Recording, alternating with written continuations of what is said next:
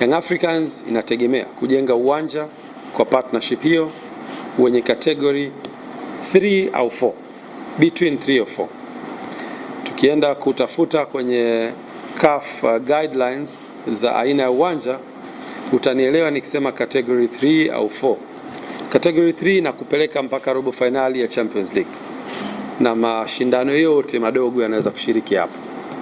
Na category 4 is the highest when it comes to standards za viwanja, ndio inaweza kupelekea hadi kucheza finali za mashindano yote barani Afrika, ikiwemo AFCON, Champions League, CAF Confederations na mashindano mengine. Kwa hiyo tuliamua kwenda kwenye kategori hiyo ili kutoa fursa ya klabu ya Yanga ambayo sasa hivi imedevelop behavior ya kushiriki mashindano ya kimataifa, lakini pia kutoa fursa ya uwanja wetu kutumika kwenye mashindano mbalimbali, kwa sababu eneo hilo halitakuwa tu la uwanja wa mpira wa miguu, lakini facility hiyo inaweza kutumika kwenye mechi mbalimbali, lakini pia matukio mbalimbali ya kijamii. Na dhamira ni kukusanya fedha kwa ajili ya kuhudumia uwanja. Lakini tutakwenda kujenga uwanja ambao ni state of the art.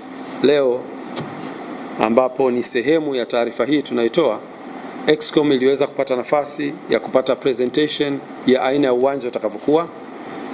GSM Group wame appoint leading architect David Kibebe, ambaye yeye ndio amekuja kufanya presentation ya aina ya uwanja ambayo kitaalam inaitwa conceptual design, kupata concept ya jinsi gani uwanja utakavyokuwa kulingana na hizo standards za CAF, lakini pia kulingana na mahitaji binafsi ya klabu ya Young Africans.